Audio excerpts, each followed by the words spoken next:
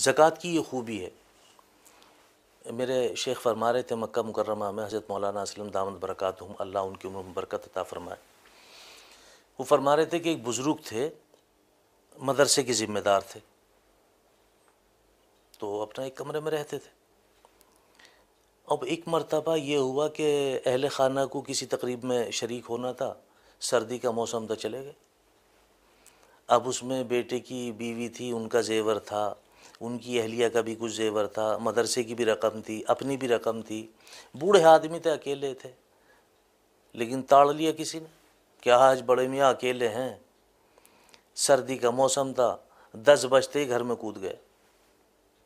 اب جب کودا گھر میں چور، تو حضرت جاگ رہے تھے۔ حضرت کرتے کیا؟ حضرت بالکل آرام سے اپنا لیٹے رہے۔ آخر یہ ہوا کہ 4 بجے اس چور نے لوٹا بھرا اور حضرت کی خدمت میں رکھ دیا کہ حضرت اٹھ جاؤ، ٹائم ہو گیا، تہجد پڑھ لیں۔ حضرت تو جاگے ہوئے تھے، خیر اٹھے، تہجد کی نماز پڑھی۔ پوچھا تم کون ہو؟ اے جی میں چور ہوں۔ ہیں؟ تم کیسے چور؟ اے جی میں چور ہوں۔ یہ تو مجھے بھی معلوم ہے، تم رات بھر یہیں ہو گئے، پھر تم نے چرایا کیوں نہیں؟ اب میں یہی تو معلوم کر رہا ہوں کہ میں جب اس تجوری کے ساتھ اس سیف الماری کے پاس آتا تھا، جبھی میری آنکھوں سے بینائی ختم ہو جایا کرتی تھی۔ میں یہ پوچھنا چاہ رہا ہوں آخر وجہ کیا ہے؟ حضرت نے فرمایا کہ وجہ کچھ بھی نہیں ہے، وجہ صرف یہ ہے کہ اس کے اندر جو پیسہ رکھا ہوا ہے، مال رکھا ہوا ہے، یہ سب زکوٰۃ سے پاک ہے، زکوٰۃ نکلا ہوا ہے۔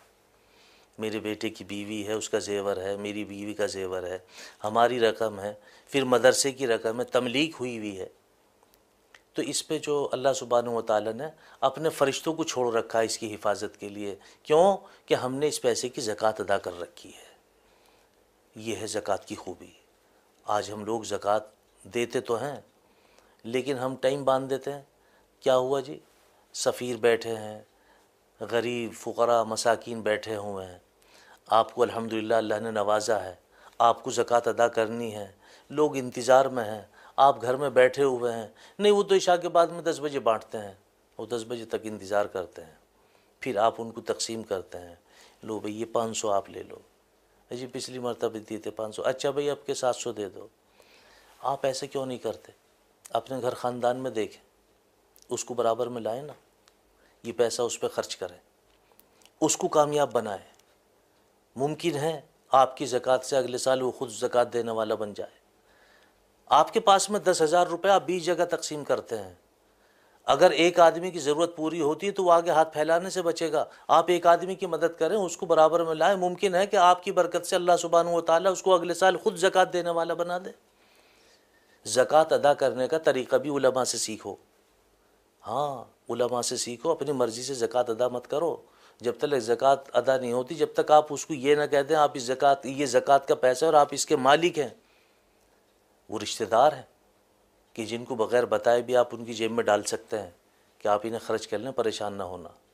میرے بھائی، زکوٰۃ پوری نکالا کرو اور دعا مانگا کرو کہ اللہ آپ مجھے اتنا دو، اتنا دو، اتنا دو کہ جو میں سال میں کروڑوں روپے زکوٰۃ کے نکالا کروں۔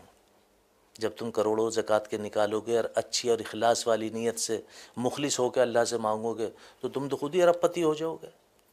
اللہ سے زیادہ مانگنا چاہیے۔ اللہ خوش ہوتا ہے، اللہ فرماتے ہیں کہ دیکھو میرا بندہ مجھ سے مانگ رہا ہے، اس کو پتہ ہے کہ اتنا میں ہی دے سکتا ہوں، دوسرا نہیں دے سکتا۔